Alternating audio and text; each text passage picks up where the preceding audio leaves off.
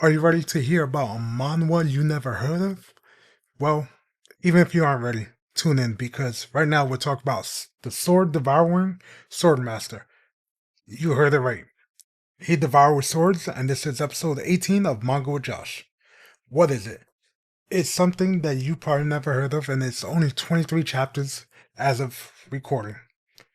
And it's Korean, hence why it's a manhwa. The genre is a dark fantasy, medieval, time frame, revenge, action format. Like a shonen, but it's a webtoon, so there's blood, things like that. It came out last year around December, and I've been reading it religiously, and here's why.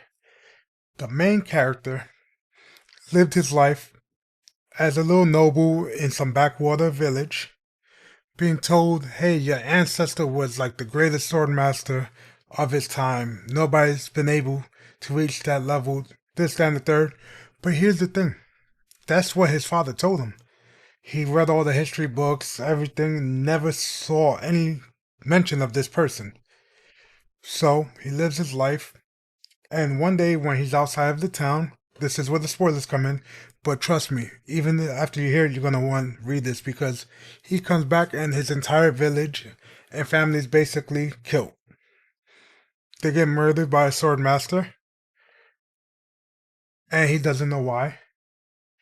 And it's because of the bloodline is where he finds out, and his mother tells him those stories were a lie, this, that, and the third, and he's left because of the mercy of the person who killed everybody, basically the strongest swordsman of that generation, says, all right, that's it.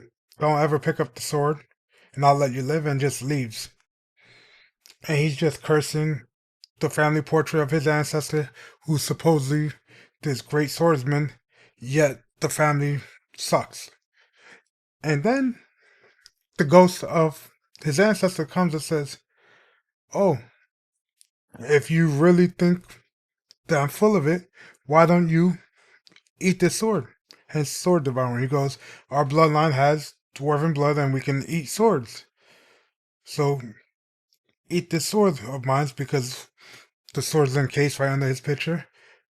And he does, and he actually gets better at sword fighting, like physically and stuff like that. But because his body's so weak and he doesn't have experience, he can't absorb all of the sword's essence. So now he has to absorb other swords and get stronger from training and things like that.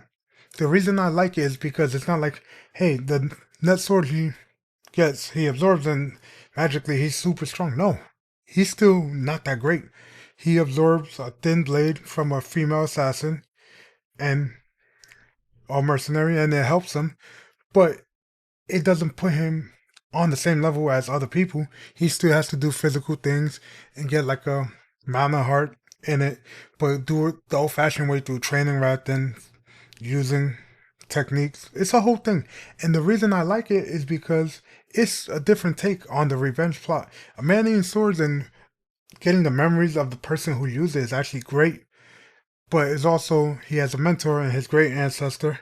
And he goes to a coliseum and he starts fighting it. It's a whole thing. And it's honestly great. Like I said, it is something new. Because as of recording it, the last chapter 23, was translated. And it's like he gets a bit reckless. He thinks he's at a certain level. And he fights opponents stronger than him, called like sword walkers, who are like the next level. And he can't beat them. But it's the tenacity he shows, and he's just trying his best. He does absorb another sword later on, to try to get better, because he reaches walls on opponents he can't face, and it's just trying to read and see how's he going to get through this. And seeing the opponents he faces, some people becoming allies, it's a real good read. And I can't wait to see how it picks up. And because it's a webtoon, the art's amazing. I don't know if there's a light novel because I've been ruined because I picked up light novels for certain things and then it doesn't make me want to read certain webtoons because sometimes they get dropped. So right now I'm not trying to spoil myself with it, but at 23 chapters, you can kill it in about an hour or two. Definitely recommend it. And that's basically it for this episode of Manga with Josh, where you're finding out mangas you never heard of, but you should have. And that's it. And I'll catch you guys in the next one. See